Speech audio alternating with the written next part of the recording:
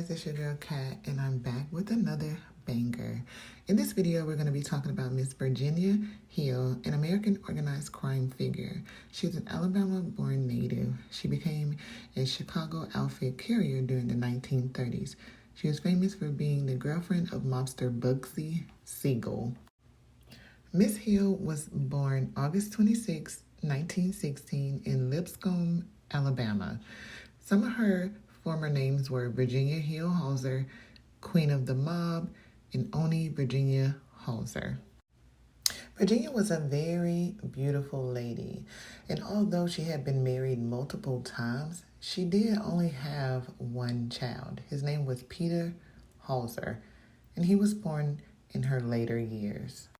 By the time Virginia was 8, she moved to Marietta, Georgia with her mother and siblings after her parents had separated. She attended Roberts Grammar School where she completed 8th grade, then dropped out. In November 1931, when she was 15, she married 16-year-old George Randall. In 1933, Hill left Georgia for Chicago with Randall, hoping to enter the pornography business. Once in Chicago, she separated from Randall, divorcing him the following year. She found a job as a waitress at the mob-run San Carlo Italian Village, eventually supplementing her income as a prostitute. She came to the attention of a wealthy bookmaker and gambler, Joseph Epstein, who became her financial advisor and reputed lover. She entered into the Chicago Outfit Crime Organization. In addition to being sexually passed around the Chicago mob, she was used as a courier to pass messages between mobsters. Eventually, Hill became associated with Charles Fischetti, a cousin and bodyguard of Al Capone. It was Fischetti who sent her to New York to keep tabs on Luciano family capo Joe Adonis, which she did by becoming his lover. While in New York, she was introduced to another Luciano associate, Benjamin Bugsy Siegel, and they ended up in a hotel together that night. Later, Siegel's and Hill's separate life paths brought them both to Hollywood, which is where they began their torrid affair. There were rumors that she and Siegel were secretly married in Mexico after Siegel divorced his wife Esther in 1946, but there has not been any evidence to prove that theory.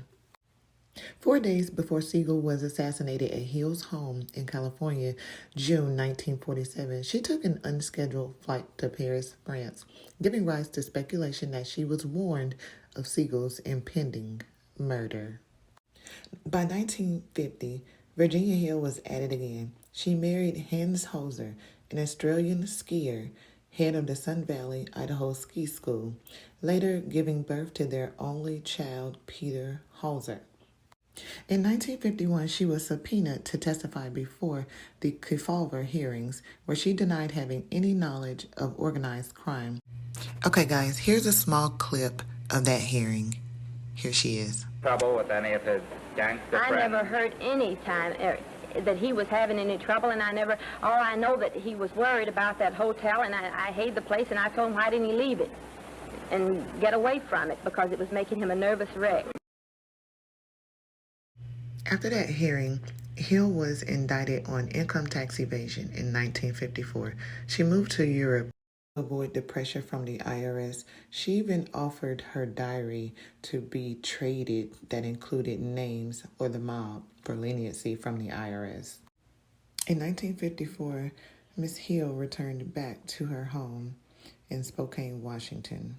But the IRS closed in on her and seized her home and expensive jewelry and her fur.